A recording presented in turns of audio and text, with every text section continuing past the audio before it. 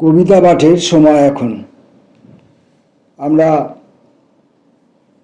ধারাবাহিকভাবে শঙ্খ ঘোষের কবিতার মধ্যে হাঁটাচলা করছি, সন্তরণ করছি, ডানা মেলে উঠতেও চেষ্টা করছি, অথবা কখনো নিশ্চুপে বসে শঙ্খ ঘোষের কবিতার ভেতরে যেখানে মাটি আছে, জল আছে, পাথর আছে, এই সবগুলিকে নিজের হাতের মধ্যে নিয়ে পরীক্ষা করে দেখার চেষ্টা করছি, খুঁজে দেখার চেষ্টা করছি সেখানে আমি কতটুকু আছি। আমরা আগের ভিডিওতে জলে ভাসা খড়কুটো প্রথম কবিতাগুচ্ছ আমরা পড়েছিলাম। এই একই শিরোনামে জলে ভাসা খড়কুটো দ্বিতীয় গুচ্ছ আজকে পাঠ করব। আগের গুচ্ছে 7 নম্বর কবিতা অবধি ছিল। দ্বিতীয় গুচ্ছটির মধ্যে উনি ওটিকে কন্টিনিউ করেছেন, 8 থেকে শুরু করছেন, 8 নম্বর থেকে। অর্থাৎ এটা একটা সিরিজ কাব্যগ্রন্থ ছিল, সেখান থেকে প্রথম পর্ব আমরা পড়েছি, দ্বিতীয় পর্ব আমরা পাচ্ছি, আর আমার সংগ্রহে 7ম গুচ্ছটিও আছে, সেখানেও আমরা কয়েকটি কবিতা পড়তে পারবো। যদি সম্ভব হয় তাহলে এই দ্বিতীয় গুচ্ছের সঙ্গে 7ম গুচ্ছও আমরা পড়ে নেওয়ার চেষ্টা করব। 8 নম্বর কবিতা। ভরাট আঙুরের মতো এক একটা গাঁয়ের নাম। আমরা এসে পৌঁছালাম নান্দিয়ায়। বলিনি তোমার ভালো লাগবে? 20 বছরের পাড়ি ভেঙে নতুন পৈঠা কতদিনের না বলা নিয়ে বসে থাকবে এখানে। অজস্র ভেসে যেতে যেতে সবাই একদিন ভুলে যাবে আমরা ছিলাম। পরের কবিতা। নিম ফুলের আলো এসে পড়েছে তোমার ভোরবেলাকার মুখে। কোথায় যাবে সেই ভিনদেশি মানুষ? চায়ের জন্য খুচরো গুনতে গিয়ে যার হাত থেকে খসে পড়ে বটচারা, আর ধুলোয় নিচু হয়ে যে দেখতে পায় তোমার মুখের আদলে ভরে গিয়েছে গোটা দেশ।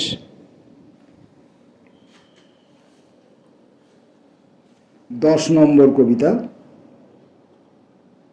যদি আমি না দেখতে পাই কে আর বলবে তোমার কথা?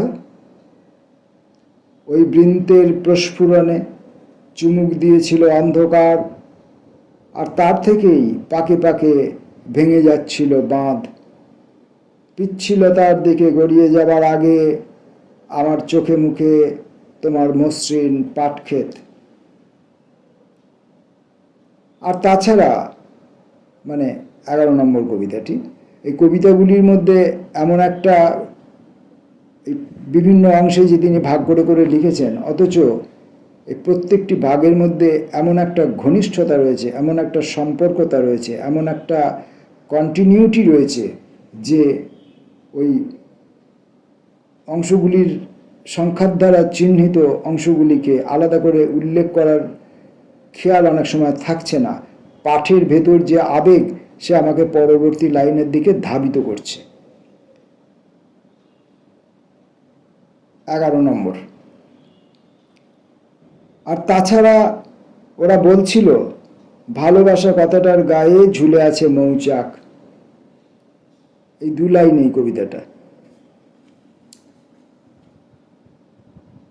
আর তাছাড়া ওরা বলছিল ভালোবাসা কথাটার গায়ে ঝুলে আছে মৌচাক। 12 নম্বর। কথাটা ঠিক তা নয়, বলতে গিয়ে ভুলে গেলাম। আলো থেমে থাকা জল থেকে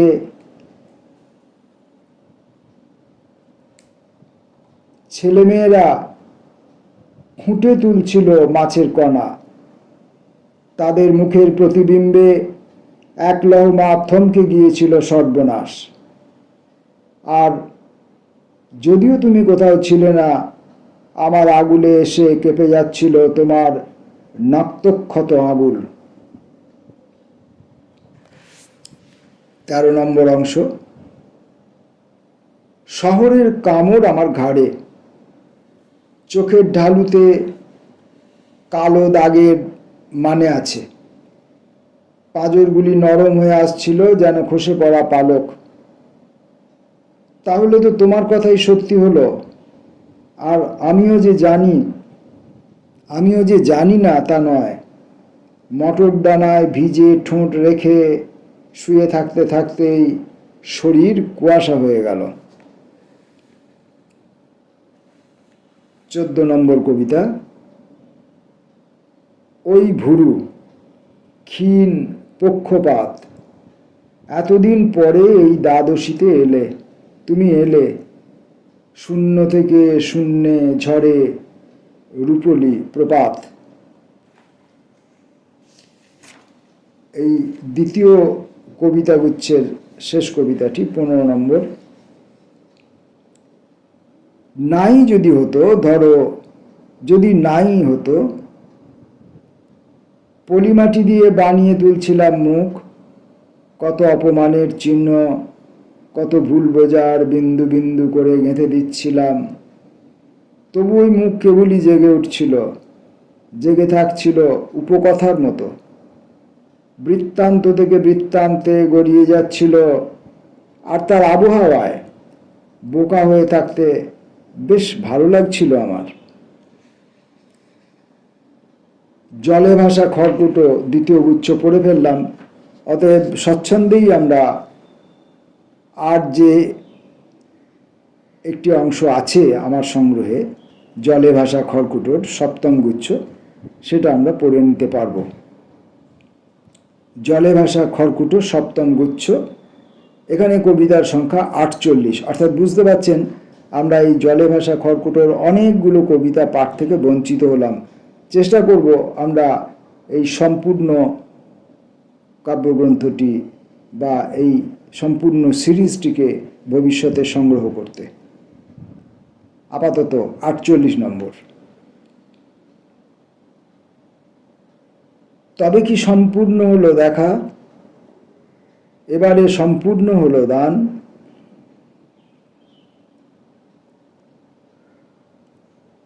ওদেশের জলধারা এসে এ নদীতে করেছে প্রয়াণ,